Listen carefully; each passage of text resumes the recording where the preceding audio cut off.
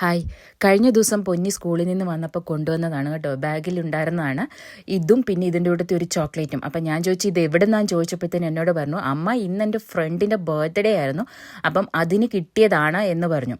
അത് കൊണ്ടുവന്ന് കഴിഞ്ഞപ്പോഴത്തേനും ഞങ്ങൾ രണ്ടുപേരും കുറച്ച് നേരം അങ്ങോട്ട് കളിക്കാമെന്ന് വിചാരിച്ചു.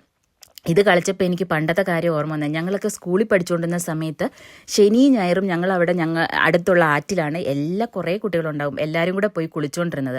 അന്ന് തുണിയലക്കും കുളിയും എല്ലാമായിട്ട് അന്നത്തെ ഏറ്റവും വലിയ കളിയായിരുന്നു ഇത്. ഇങ്ങനെ സോപ്പ് കയ്യിൽ പതപ്പിച്ച് കുമ്മളകൾ ഉണ്ടാക്കി കളിക്കുക എന്നുള്ളത് കുറച്ച് പ്രയാസപ്പെട്ട പണിയായിരുന്നു.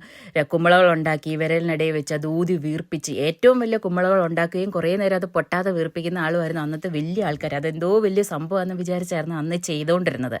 അതങ്ങനെ ചെയ്ത് കളിച്ച് ഉള്ള സോപ്പ് തീർത്ത് വീട്ടിൽ വരുന്നതിന് അമ്മയുടെ കയ്യിൽ നിന്ന് വഴക്ക് കേട്ടിട്ടുള്ളത്. ഇത്രയും തുണി അലക്കി നിൻ്റെ ഇത്രയും സോപ്പ് നീ തീർത്തോ എന്ന് ചോദിച്ച് അമ്മ ചീത്ത പറയുന്നതും കേട്ട് ഞാൻ കഴിഞ്ഞിരുന്ന ഒരു കാലം ഉണ്ടായിരുന്നു.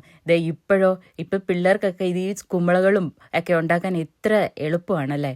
കിട്ടുക, മുക്കുക, എടുക്കുക, ഊതുക, അതും ഇഷ്ടം പോലെ. പണ്ടൊക്കെ ഒരു കുമ്പളം ഉണ്ടാക്കാൻ നമ്മൾ എന്തോരം കഷ്ടപ്പെട്ടിട്ടായിരുന്നു സോപ്പിൻ്റെ ഒരു കുമ്പളം ഉണ്ടാക്കിക്കൊണ്ടിരുന്നത്. ഇപ്പോഴൊക്കെ വളരെ പെട്ടെന്നായി.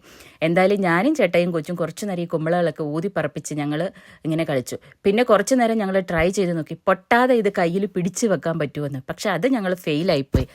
എന്തായാലും ഞങ്ങൾ എൻജോയ് ചെയ്തു.